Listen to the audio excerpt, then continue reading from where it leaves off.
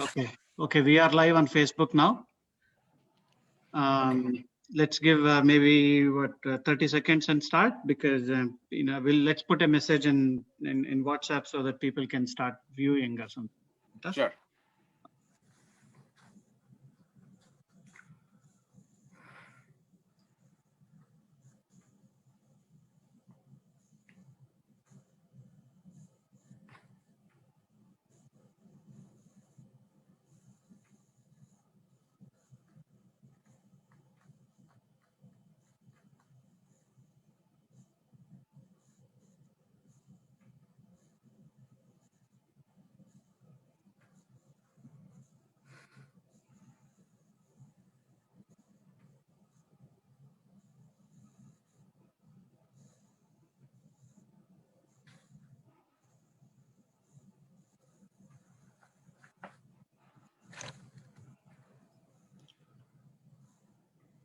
Good to go, sir.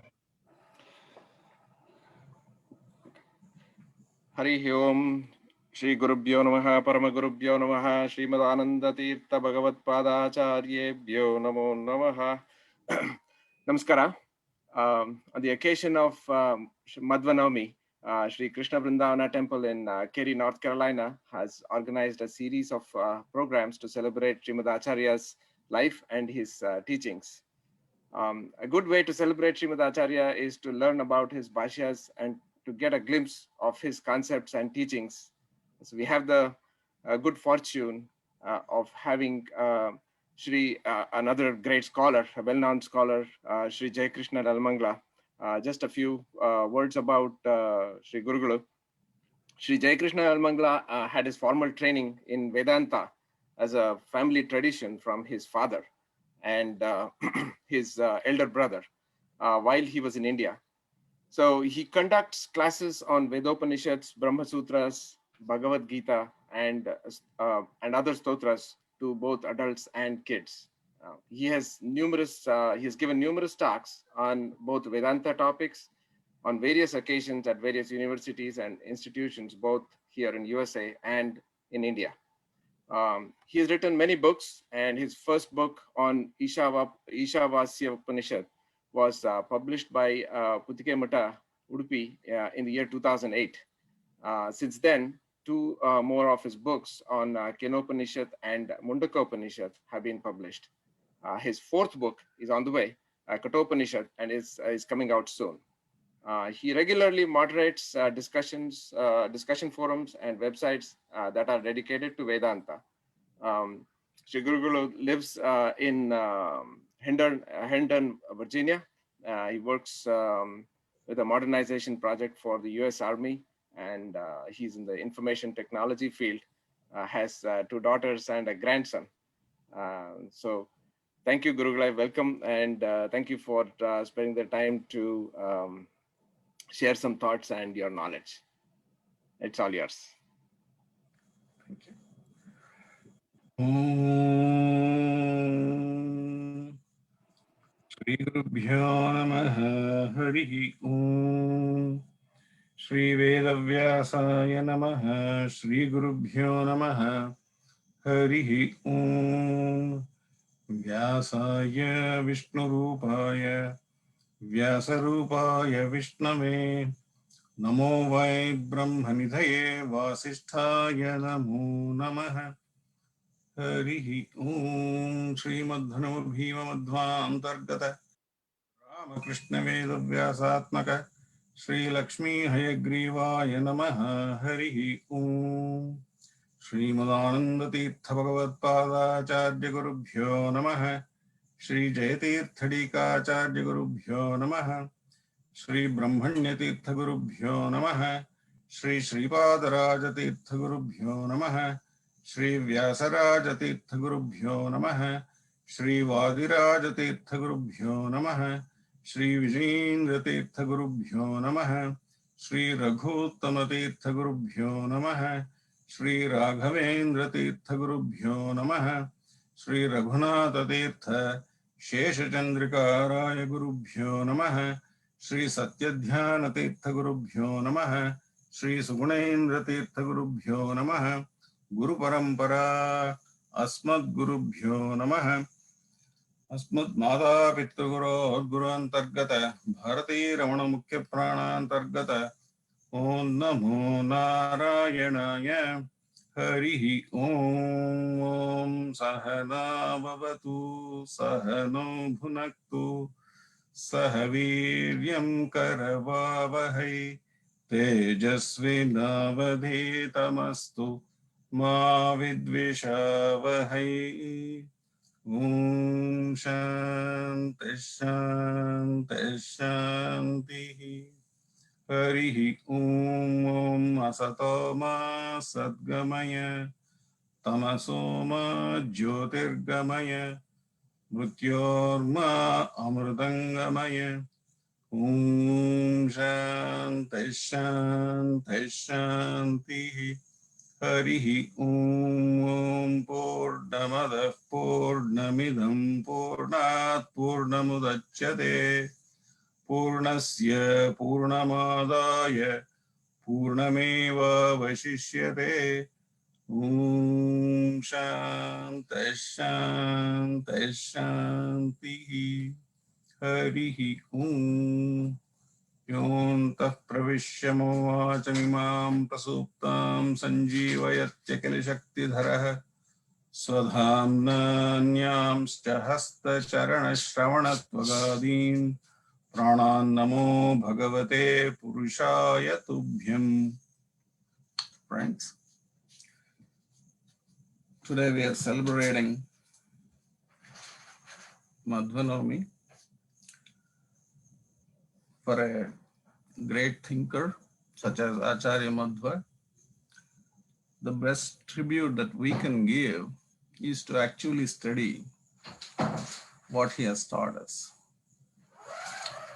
So I'm going to speak in English, and I'm going to pick on like 5 topics just to give you a framework. One is a general introduction on Vedanta, and then works of Acharya Madhva, and then what is his position on Shruti and how he differs from other thinkers, and what is the highest discipline that he has asked us to have, and then why are so many different schools of thoughts, and then finally what was his message to the whole world culture. So these are some of the things I'm going to talk about. Sri Madhva, his time period 1238 to 1317 AD. He was born in a place called Pajaka near Udupi, West Coast, South India. And what he taught is popularly known as Dvaita Vedanta. But most modern scholars, such as K.D. Pandurangi, Professor K.D. Pandurangi, Dr. H.N.R., Dr. B.N.K. Sharma, they all feel that the word Dvaita Vedanta may not be the proper word to describe what he taught. They have their set of reasons. Now, Dvaita Vedanta, in that what is Vedanta? Vedanta has several meanings. In the Mantra, Brahmana, Aranyaka, Upanishad classification of Veda, since Upanishad comes in the end, some thinkers say Vedanta is Upanishads. Veda plus Anta, the final meaning that comes out of a study of Veda, that is called Vedanta. Now, how do we get this final meaning? Well, Sri Vedavyasa, who not only systematized the Veda, he also wrote what are called Brahma Sutras to fix the meaning of Veda. So, when Veda says, Vedante cha pratisthitah tasya prakritilenasya, etc., What is the Vedanta it is talking about? Veda is eternally present. So obviously it is talking about what it calls as Paravidya in other Upanishads. I won't get into all the details today, but you should know that there are a lot of things to study here. Vedanta, there are basically three pillars of Vedanta. One is Upanishads, which nobody wrote, but Vedanta, it was up to Vedavyasa to systematize it, to recompartmentalize it. And then, of course, he wrote Mahabharata, as you all know, and part of that, you have Bhagavad Gita, and also Vishnu Sahasranama. So, and then the third is Brahma Sutras. So, Upanishads, Brahma Sutras, and Bhagavad Gita. These are called the pillars of Vedanta, Prasthana Tri, they call it. Sthana in Sanskrit simply means a group of paragraphs which have a common theme. And if you take, like, for example, each chapter of the Gita as a paragraph, then what you have is a Gita Prasthana. Similarly, in the Brahma Sutras, there are 4 chapters and 4 quarters in each chapter. So there are 16, you can call them paragraphs if you want. And that's how it became Sutra Prasthana.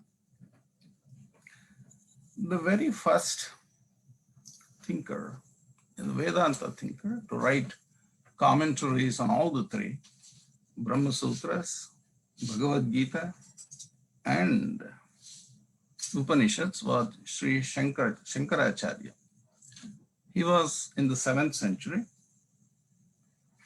He wrote on 12 Upanishads. He also wrote Brahma Sutra Bhashya. He called it Sharirika Mimamsa, and with an introduction called Adhyasa Bhashya to that Sharirika Mimamsa. And then he wrote his Gita Bhashya as well. Then came in the 12th century, Bhagavad Ramanuja. He wrote on Brahma Sutras. His Bhashya is called Sri Bhashya. And on the Gita, Bhagavad Gita, he has Gita Bhashya as well. On the Upanishads, Ramanujacharya did not write on individual Upanishads. However, he wrote one work called Vedanta Sangraha. It's a small work.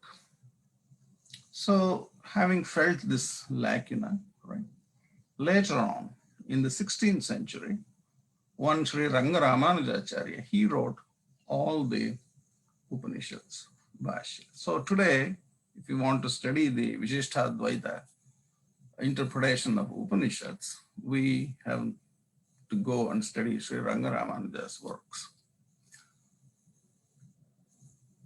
And then there is Darshanas. This is Vedanta. Again, Vedanta is, as I was saying, in the Darshana Sampradaya. Darshana simply means a school of thought, or in Sanskrit is called a Samaya.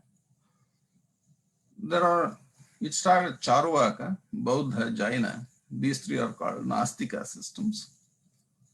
They are called Nastika not because they don't believe in God. Actually, Jainas do believe in Ishvara. However, they think that Veda is not needed to understand God. That's why they became Nastikas. And then of the Astika systems, Sankhya of Kapila Rishi, then Yoga of Patanjali Rishi, Nyaya of Gautama Rishi, Vaisheshika of Kanada Rishi, Purva Mimamsa of Jaimini Rishi, and then finally Uttara Mimamsa of Vedavyasa, also known as Badarayana. He calls himself Badarayana in the Brahma Sutras. And these are known as Astika schools of thought because they all started from Veda. It is this Uttara Mimamsa or Badarayana Darshana that gets to be called as Vedanta. as expounding the three pillars of Vedanta, which are basically works of Sri Vedavyasa, there appeared the three Vedanta schools of thought of Sri Shankara, Sri Ramanuja, and Sri Madhva. But according to Madhva, in a work called Anuvyakhyana, he says, Samsarinonyam sarvesham sarvashaktim anopamam chetana chetanasyasya sattvadehe tad adhinatam na angikurvanti etesham sarveshancha samaime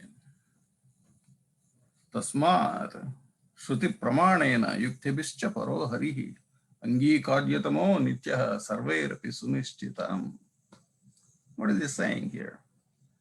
Those who follow Shruti Pramana along with the Nyaya or the logic provided by Brahma Sutras have no other choice but to come to the same conclusion that he has come to. That is, samsarino anyam. Paramatma is distinct and different from all that have come to bondage. Samsarino anyam, sarvesham, all these are technically loaded terms. Sarvashaktim, omnipotent. Anupamam, that is Advitiyatva.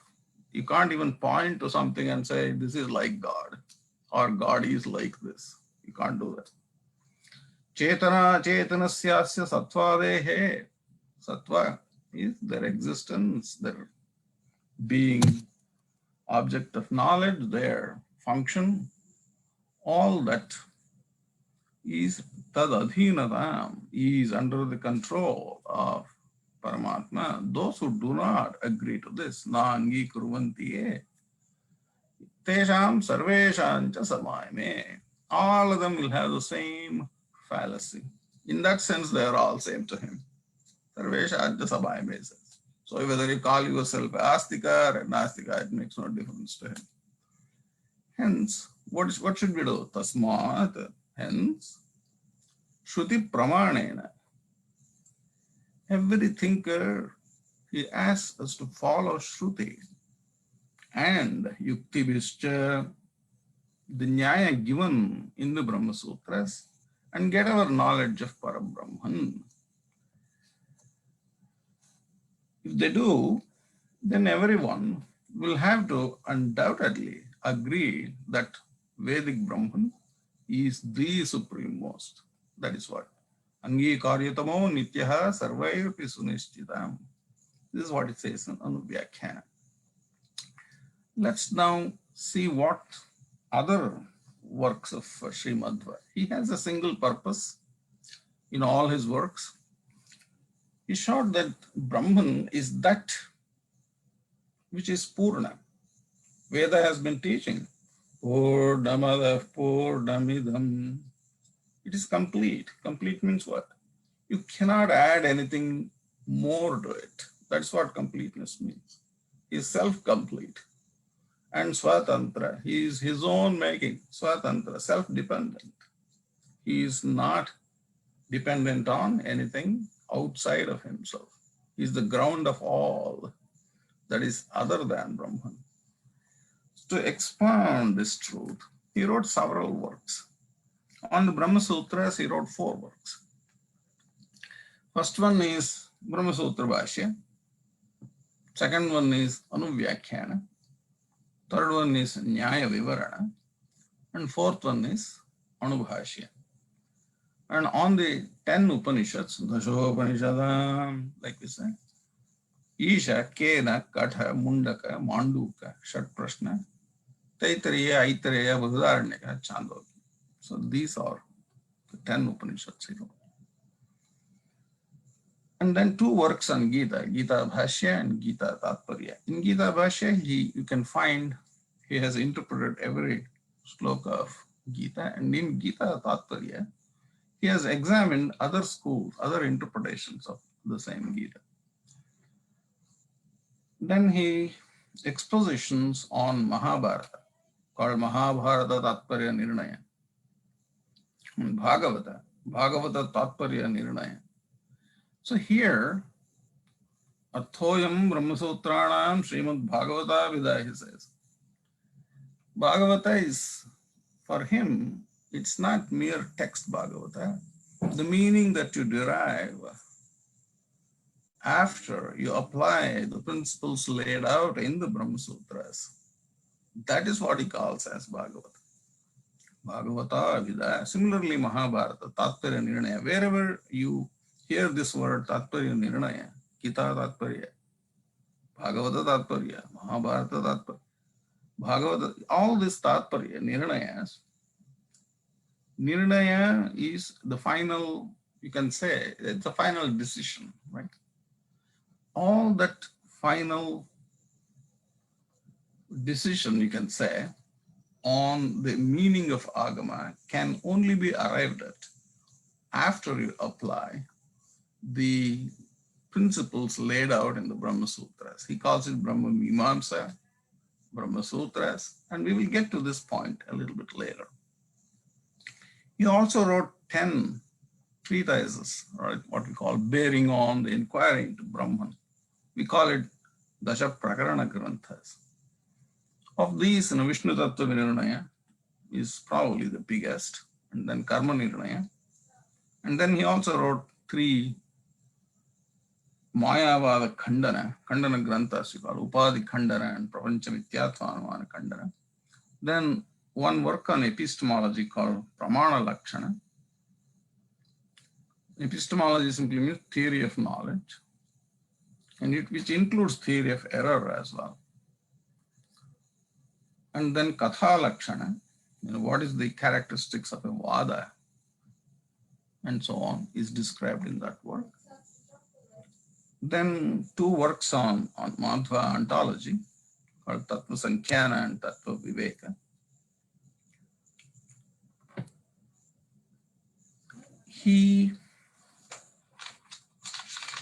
That would be 9. Tattvodhyota, which is really, Tattvodhyota is a work by Sri Madhva, which is actually a compilation of all the arguments against Advaita Vedanta. So whenever he he bounces his ideas off of Advaita Vedanta, you can say that. So, as you know, when you study his works, the examining Advaita Vedanta becomes, it's a natural process in all the Shastric works coming from Madhva Siddhanta.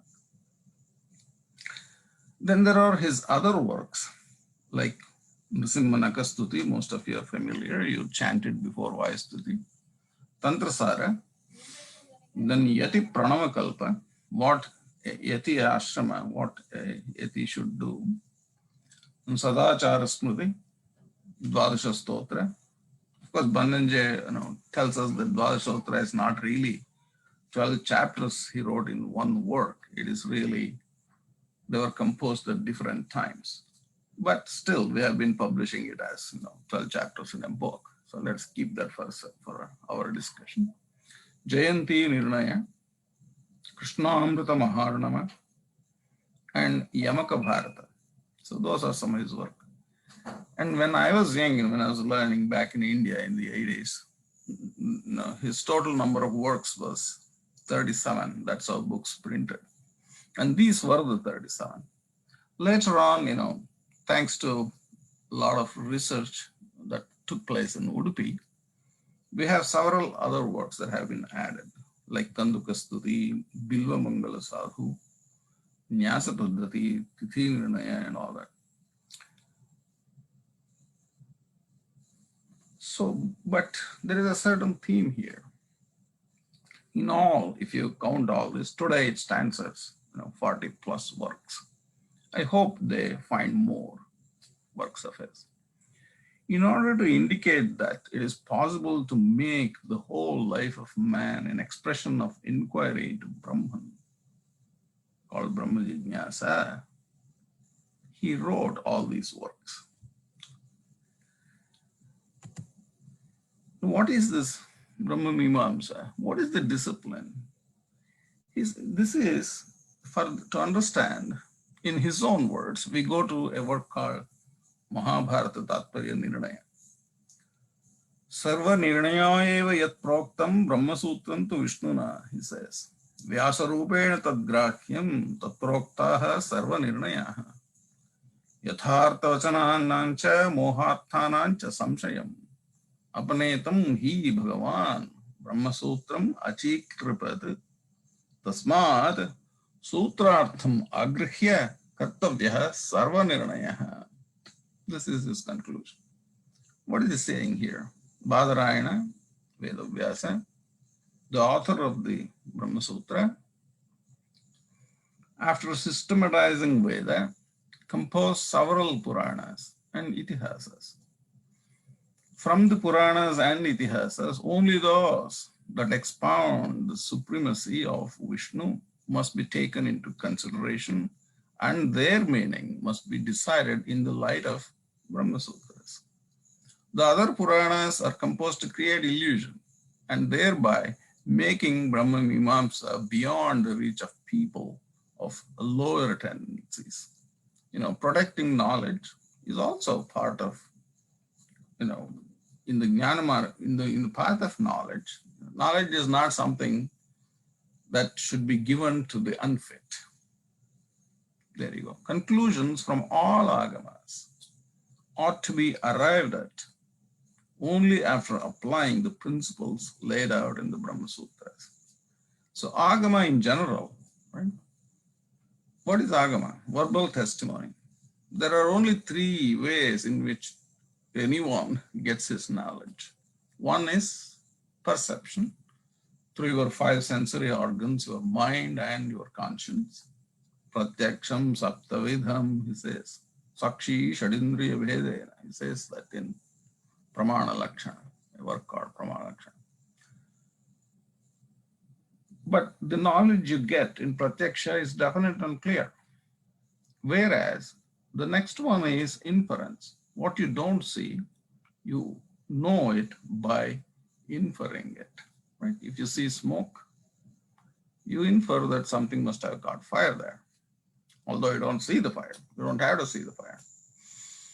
Anyway, inference is what we call anumana in Shastra. Vedantins have been using it and also abusing it. That's why we have all these different schools of thought which have to be examined. We examine the anumana they use, where they have gone wrong there. And then finally, the third form of getting knowledge is verbal testimony or agama, which is in the form of sounds. Sounds themselves are of two kinds, dhvanyatmaka and swaratmaka. And the swaratmaka sounds form the alphabet, and then alphabets form words, words form sentences. But it's not, agama produces knowledge that is very vague to begin with. Vichara abhiyoga eva vakyartha spurati, says Jayatirtha in Vishnu Tattva Tika. That is, Vakya by itself will not give a definite and clear meaning. You need to have inquiry behind it, vichara, inquiry. So this, when pratyaksha, right, is definite and clear, as I said. If I say this is a black pen, everybody will agree that this is a black pen. There is no ifs and buts about it. But agama is not like that. It lends itself for several interpretations, and so on. That's why it becomes vague to begin with. But inquiry, which happens in the form of shravana, learning, manana, contemplation, and nididhyasana, application, this together is called jignasa, vichara, upasana. There are several words for all this. When this performed, that will give you the best discipline to understand agama, and through that Paramatma. In a work called Tantrasara, he makes this point even more clear. Sarvasmat shravanadhyastu mukhya mukti prasadhane. From all disciplines that are laid out in the agama, This Shravanadi, he said, Shravana, Manana, Nididhyasana, or totally called Jignasa together, is the most superior and primary discipline for the highest good. Highest good I call what is generally called moksha. It simply is your highest good. You are in your highest good state when you reach moksha. So let's call it highest good. And moksha is not the same for everybody. So we will, as you study several Upanishads and Bhagavad Gita and all that, so that point also becomes clear. Some people will never go to moksha. It's also there. So one can meditate. Ajnasya shravanam shreshtam ayuktehe maranam tata dhyanam nischita tattvasya tasmat shastrama varshanam varam dashagunam tasmat vyakhyaikasya shatottara. What is he saying here? One can meditate, right? Only on something that is not doubted. If you have still doubts, you can't sit there and is this or that or this or that. No, meditation doesn't work like that. You should have one definite knowledge. It could be wrong, but it should be definite. Dhyanam nishchita tattvasya. Only then you can have any sort of meditation possible. But to discuss Shastra, he says, is 10 times better than meditation. Why? Because Paramatma is Ananta Guna. You can discuss many of his qualities. In Dhyana, you can only concentrate on one thing. For that reason, he teaches that Shastra discussion is much better. And then to teach Veda Vidya to one student is 100 times, Vakyaikasya Shatottara, he says, is 100 times better. Of course, for one to teach someone else, he should know. The teacher should have a clear idea. He should have seen the end of that thought, where the thought will end, kind of. Right? The student may not know, but if you pursue a certain thought, where will it end? The teacher should have contemplated through his jignasa and gotten a firm handle on that. Then only he can teach others. That's why he says to teach Veda Vidya to one student is 100 better than discussion and better than meditation and all that. Even aparoksha drushapyesha kartavya Vishnu tushtida, he says. That is, even though one may have gotten a direct knowledge of God, which is an experiential type of knowledge, aparoksha drusha, he calls. Even for that person, teaching is a must. In order to teach, please Vishnu tushtida, Paramatma priti. For that sake, to earn that, even an aparoksha jnani must teach. So that's teaching, swadhyaya pravachana, is part and parcel. And Upanishads call this as tapa. Swadhyaya pravachana vedina komodgalya tadhitavas tadhitapa. Those of you who have learned Taittiriya, you know what I'm talking about. In Brahma Sutra Bhashya, it says, Jignasotha jnanajata tat pasada deva muchyate. One is released only by the grace of God, which is the result of knowledge that is generated only by inquiry. Jignasotha jnanajata tat prasada deva muchyate. I can quote several of his statements. Yatho narayana prasadamrtena mokshaha na cha jnanam vina tyatta prasadaha to brahma jignasa kartavya. Without the highest prasada of Parabrahman, please remember, Paramatma prasada has already happened to us in the sense that he has given us a human birth. I could have been born as anything, a snake, a bird, a fish, who knows. God gave me this human body, wherein the faculties are such that I can hold a book, hold a grantha. That facility is given.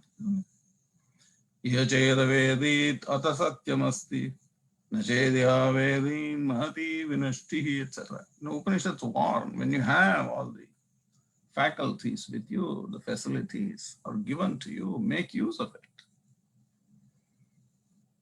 To understand that Paramatma, who gave you all that to begin with. So that prasada at a certain level has already happened to everyone. But then, is that enough to pull you out of this bondage? No. So that prasada, Acharya Madhva calls it Atyartha prasada, prasada of the highest kind. So without Paramatma prasada, there is no question of liberation. Narayana prasadam rite. Without his prasada, there is no na moksha. Na cha jnanam vina atyartha prasada. Without knowledge, there is no question of the highest prasada is. In Gita also, Krishna Paramatma says, Jnana is or the closest to me, Priyatama, etc. Those are the words Krishna uses. And so, hence, what do? Ato, therefore, Brahma Jignasa Kartavya. This inquiry into Veda is indispensable. Brahma, the very word Brahma, stands for several ideas. Brahma means Veda. Brahma means Chaturmukha Brahma. Brahma means Brihat. Brahma means Jiva, and so on, so on. Because it takes on several meanings like that, inquiry into Veda, Brahma Jignasa means Veda Vichara Jignasa, which is in the form of Shravana, Manana, and Nididhyasana. So this is the discipline. Brahma Mimamsa is superior to all other disciplines, Vaishnava in character. All other disciplines are Tamevaikam Janata Atmanam Manyavacho Vimunchatha. Upanishads are very clear. Those of you who have learned Mundaka know this. The other disciplines that are, like for example, taking a dip in Ganges, giving alms, doing karma. What about all that seva? Well, they're all needed. They're all essential, necessary, but not sufficient. That's what we are trying to say here. We will get to this karma and bhakti and all in a little bit. Now let's get back to Brahma. The word Brahma stands for Veda. Veda has several different words for it. One is Shruti, because it was never written. It came from ear to ear. And therefore it's called Shruti. Veda calls itself Veda. Veda Henam Vedayanti Tasmadahu Veda. Veda itself says why it is called Veda.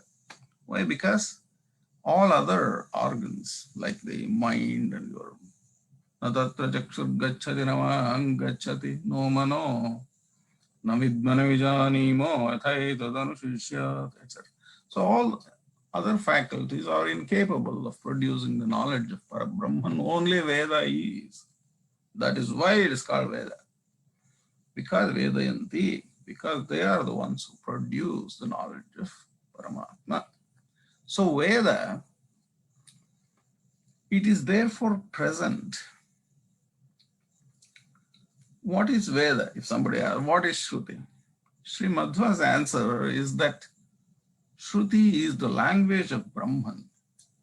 Right? It is therefore present with reference to every idea of Brahman. Every case of knowledge is necessarily expressed by speech. The knowledge of Brahman also has its own expression. That expression is Shruti. Shruti does not limit Brahman by speech. It is rather the process of finding out the expression for presenting the idea of the absolute completeness of Brahman. So you need a certain language for that. Obviously, human beings cannot do that. The Shruti as an expression of Brahman is present because Brahman is present. In this sense, Shruti is Nitya and is indispensable. Whatever is Nitya, for example, your breathing is Nitya, isn't it? So it is indispensable. You can't say, I don't want to. Breathing is not an option for anybody. From the day you were born till the day you're done, you need to breathe. So such indispensable, there's no choice there. Brahma Jignasa the necessity of Shruti in understanding Paramatma is like that. To the extent that it is indispensable, it is the expression of the fullness of Brahman. Right? So even by implication, it does not modify Brahman. It is in this sense defectless, nirdosha. Okay? And because it is nitya and nirdosha, it is its own standard, its own measure, its own test. It is all comprehensive. Right? Its truth is therefore self-established. Swatah pramana, what we call. Of course, pramanya swatastva is a beautiful subject, which is dealt with in a work called Vishnu Tattva Nirnaya. I'm not going to go through all that here today, but you should know that there is such a thing to understand. Shruti is free from personal elements. Shruti is nitya, nirdosha, swatah pramana, and apaurisheya. Right? Now, how are we going to find all this out? By means of inquiry, or jijnasa, consisting of understanding, shravana, reflection, manana, and application, nididhyasana. So there are two things to find out. Most people think there is only Paramatma to be found out. No, there are two things to find out. This is something like if you say you are going to a theater to see a movie, you should not only know where the theater is and what movie is running, but even before that, you should find where your glasses are. Isn't it? That is the first thing to find. Then you find what the theater, etc. Now take the theater to be Paramatma. Before you discover Paramatma, you need to discover your glasses. Hello. That is what Veda is. All right. Just as for the color green, my eyes are pramana, so also for the knowledge of Parabrahman, Veda is pramana. Pramanam Veda evaikaha, tat pramanyamcha sadhitam, he says in another work.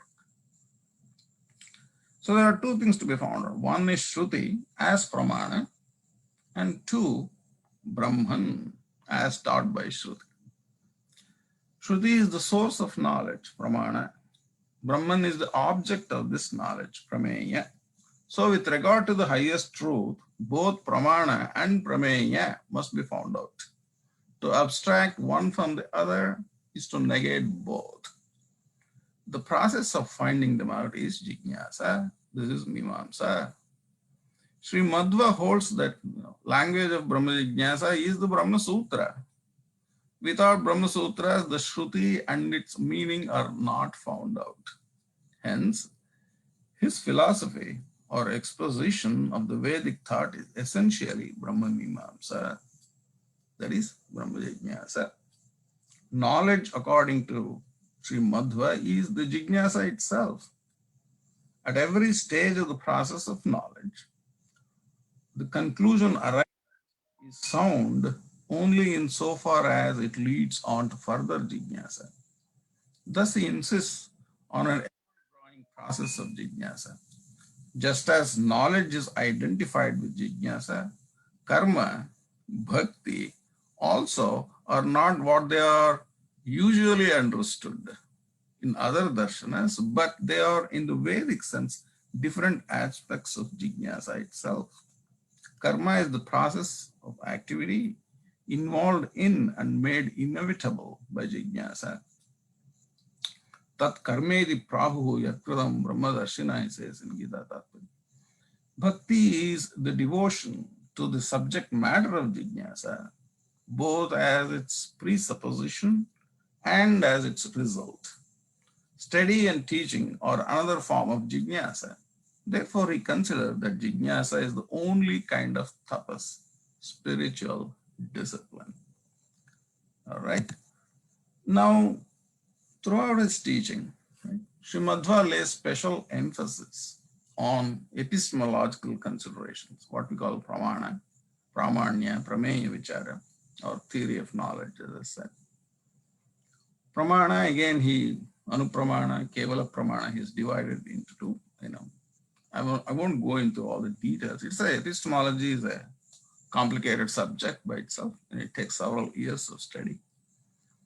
Ontological ideas, ontology means theory of categories, are only the implications of such epistemological considerations. This is the significance of his defining reality or tattva in the sense of prameya, that is, that which is presented by correct knowledge. In his search for the final implication of this truth, he comes to the conclusion that in the last analysis, there is one case of correct knowledge, namely the knowledge caused by Shruti, and one case of reality which the Shruti presents as Brahman. What he defines as Shruti may appear to be the same as what is commonly called Vedic text or Vedic authority, but his position is profoundly different. If the Vedas are generally taken as a case of authority by others, for Madhva, their validity lies in their being the only source of correct knowledge.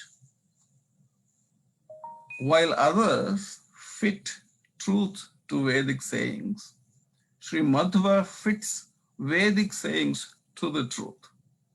What do they mean by this? I will just give you an example so you understand this concept better. Say you have made a theory. Where did this world come from? Questions are same to everybody, right? If you go to the Buddhas, right? Buddhists, they say shunya. It came from nothing and it will go back to nothing. This is what they call shunyavad. Now, if you want to, if this is your theory or truth according to you, and you want Veda, you look in Veda. Veda is so rich in its content that if you are looking for something, you will always find something. Bhagavad Gita, why do you think there are so many, interpretations of Bhagavad Gita? So many? Because they're all so rich. So also Veda is like that. Asadva idam agra asit. If you literally take that statement, Asat means what? Non-existence, which is exactly Shunyavada. That's what they were teaching all along, after all. So like that, you can always come up with a truth that you have imagined and find a statement in Veda to justify that. That's when Vedic, now they can say, oh, there's Vedic authority for this. This is how others, and I will give you another example. There is another theory that Parabrahman himself has become this world. So everything, the chair, the table, everything is Brahma. Brahmarpanam Brahma Brahmagnau Brahmanavatam Brahmaiva tena gantavyam Brahma karma samadhina, etc. When you Gita, if you study some of the interpretations on that Gita, you will see this. Brahman himself is the fire, he himself is the ghee, he himself is the ladle, etc. That's how they have written. Now, where does this idea come from? If that is your theory, and that Paramatma is like the soul, and his body is this world, all right, if that is your model, you can go and look in Veda. If you don't know, we will find you one. This Prithvi, Yasya Prithvi Shariram, Yam Prithvi Na Veda, etc. comes in Brihadaranyaka, Antaryami Brahmana of the Brihadaranyaka. So you do have statements like that. So what I am saying is, you come up with any truth, which probably is incorrect, and you look in the Veda, you will find something that will fit you because it's so rich in its content. So others are busy fitting their own truth to Vedic sayings. If I think I am Brahman, that is my theory, then I will look in Veda, oh, Tattvamasi, Aham Brahmasmi, hello, found your statements. But Sri Madhva fits Vedic sayings to truth because truth doesn't change, isn't it? If Shruti or any Agama can say fire is cold. Does it mean fire is cold? Does it make fire cold? It is going to burn you anyway. So in these cases, you have to take that sentence and fit it to truth. So it comes the other way. Madhva fits Vedic sayings to the truth. You are going to reinterpret that fire is cold to fit what is real here, what is truth. All right. Strangely enough, Sri Shankara also says the same thing. Shruti Shati Shadamapi. Even 100 times if Veda says fire is cold, it is not going to become cold. That's what it says in Shankara Bhashya on the Gita. Anyway, it is this stand that distinguishes him as a Vedanta philosopher from Sri Shankara, Sri Ramanuja, and all of this. And his idea of Sarvottama, which you must have all heard, can be well explained with Ekas Sarvadhiko Jneha Eka Eva Karoti Yat. In Gita Tatparya, he says that the Supreme is to be known as the self-dependent doer and the self-dependent maker of the doer, because it doesn't make others do karta karayita without depending on anything else. The whole expression stands for the idea that the creative activity of the Supreme presupposes or aims at absolutely nothing except himself. In other words, Brahman gives reality to what he wants to use in his creation and then uses it in his creative activity. Sadhananam sadhanatvam yada atmadhina mishyate sadhana sampatti aishwarya jyotika bhave. Some of these powerful statements, you need a lifelong contemplation. Brahman is Sarvottama. It is not one of the many truths. It is a truth which includes all and transcends all. The world is its creation and expression. Kokhevanyat kapranyat yadesha akasha anandot nasyat. Shruti is not so. Brahman is the giver of reality in all its aspects. Thus the world cannot exist and operate without Brahman. But Brahman is ever transcendent. It is not lost in creation, nor it is exhausted by creation. Veda in this context only signifies the transcend or the vilakshana nature of Paramatma. Right? It is not the Veda in the ordinary sense of a Veda between a jar and a car or something. Okay, these are all technical terms and have to be understood in that proper context. Now, why does not everybody get this? Maybe another question. Why there are so many schools of thought? Did they not understand Sanskrit? No, that's not the issue at all. Srimad Madhvacharya explains all this in a work called Anuvyakhana again. Anadi kalato vrittaha samayahi pravahataha, he says. Different schools of thought have always existed from immemorial times, he says. Nacha uchchedosti kasyapi samayasya. None of them are eliminated, which is true, isn't it? Buddhists are still there. Shankara argued against Buddhists and established Advaita Vedanta. What happened? Buddhists also existed. Advaita Vedanta also existed. Then came Ramanuja, who gave diametrically opposite ideas to what Sri Shankara was teaching. Then what happened? Buddhists existed, Advaita existed, Vishishta Advaita also continued to exist. Then came Sri Madhva, who found fault with all of them. Now what has happened? All of them still exist. Buddhists also exist, Advaita Vedanta exists, Vishishta Advaita also exists, and Dvaita Vedanta and his followers also exist. This is why Anadi kalato vrittaha samayahi pravahata. A certain charismatic leader comes along and pushes a certain idea to the forefront. All these different thoughts have always existed. None of them are eliminated. For this reason, Sri Vedavyasa, Bhranti Mulatvam Etesham Pratak Darshayati Sphutam, he says, clearly shows all their defects as having rooted in error. As I said, Bhranti, theory of Bhranti, or it has a technical name in Madhva Siddhanta. It's called Abhinava Anyatha Khyati. That is the name for Bhranti, in the technical sense. Anyway, I'm not going to go through theory of Bhranti here. Bhranti Swarupa is a beautiful subject. Again, it's part of epistemology. Another time, maybe next Madhwa Navami we'll do it. Why does this even happen? Well, Sri Madhva says there is a certain undue interest that is worldly in nature and a natural dislike for the ultimate source of all.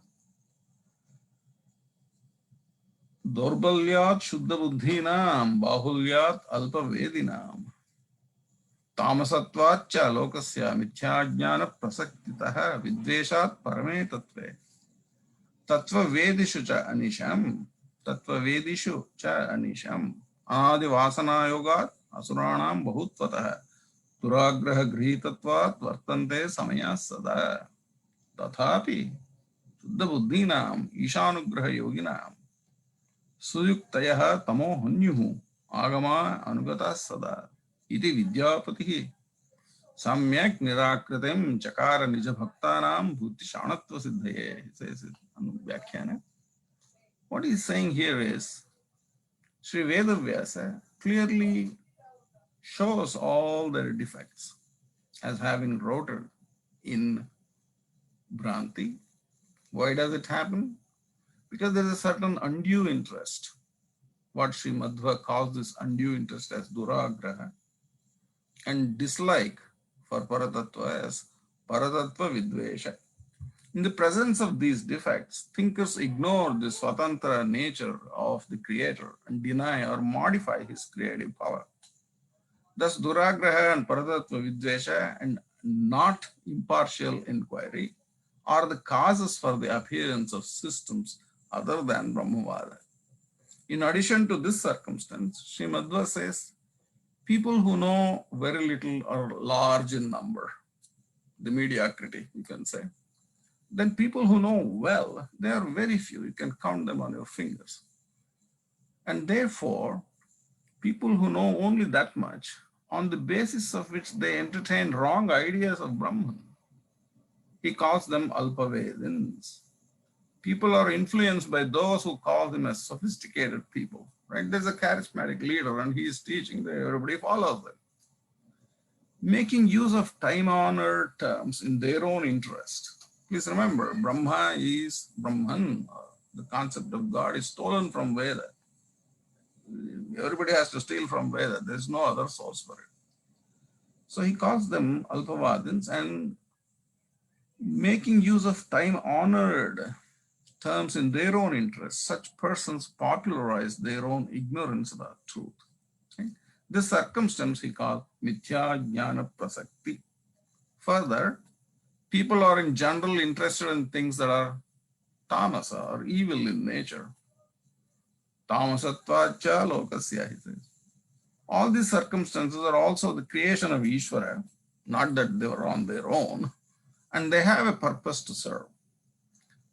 If a person were to transcend these evil influences, he must be naturally endowed with pure intellect, Shuddha Buddhi. Even this is a creation of Ishvara's wish, and Madhva calls it Ishanugraha. For such people who are fit for the grace of God, Ishanugraha Yoginam, in order to bestow them with sharpness of intellect, Buddhi Shanatva Siddhaye, to those that are devoted to him, Nija Bhaktanam, in order to clear their doubts and remove their ignorance, Tamohanyuhu Sri Vedavyasa, the bestower of knowledge, Vidyapati, he calls him Vidyapati, himself refuted those schools of thought, Samyak Nirakritam Chakara. In Taittiriya, those of you have learned, Yaschandasam Rishabho Vishwarupaha, that is Vedavyasa. Chandobhyodhyamrata sambhabhuva samendro medaya spunotu amradasya devadharano bhuyasam shavinam me vicharshanam jikhva me madhumattama karnabhyam bhuri vishruvam brahmana koshosi. Veda calls Vedavyasa Brahma Kosha. He is like a encyclopedia of Veda. That's what it is called.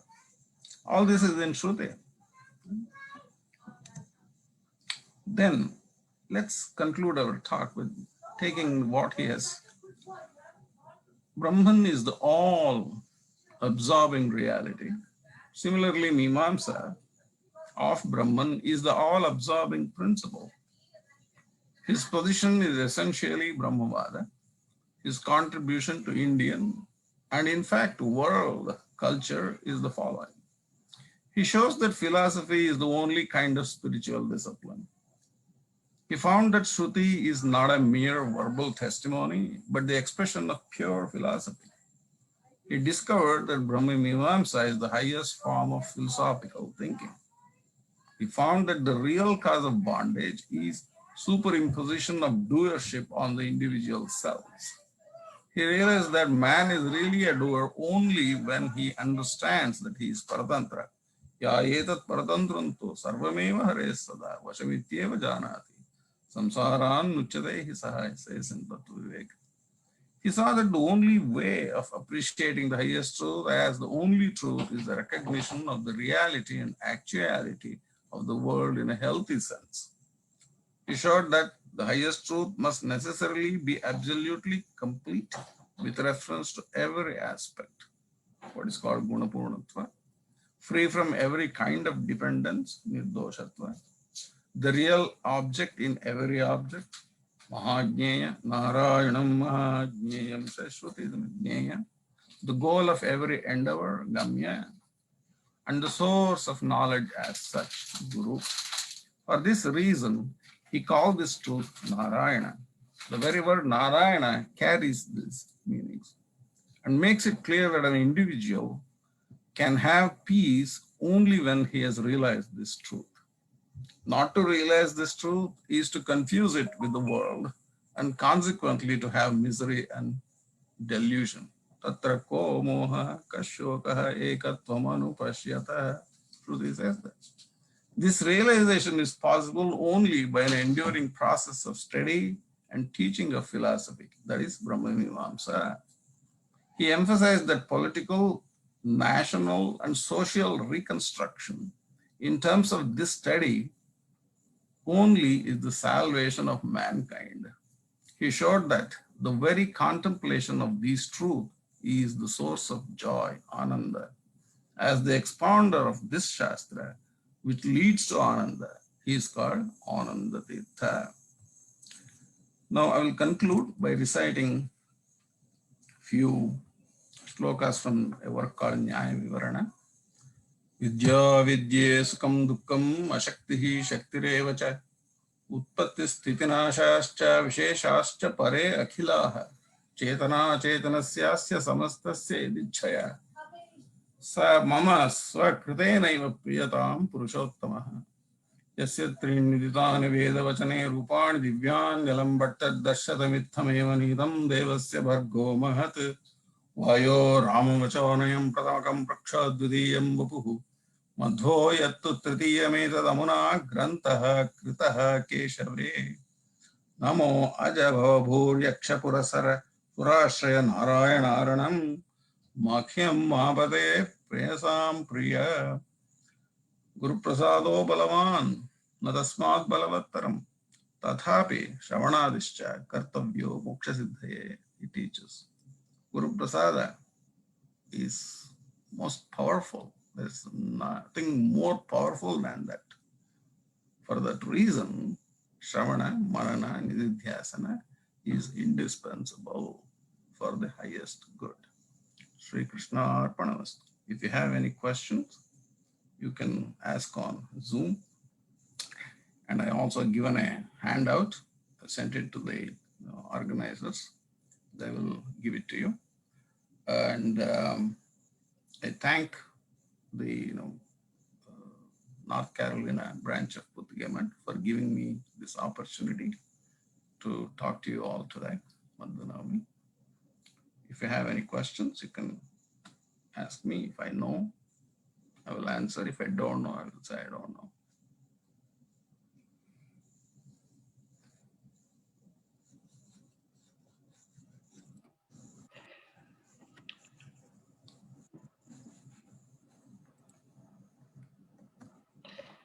Namaskara, Gurugula. I think we are up on time. Adukoskara, Okay. we will circle back. They can send me an email. They know where to contact me. They can send me an email or call me or something. Sure. Your PowerPoint you're going to. I'll circulate that to all the interested people.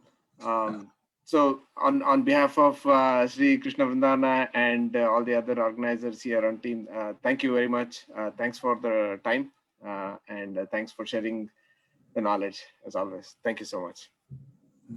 All right.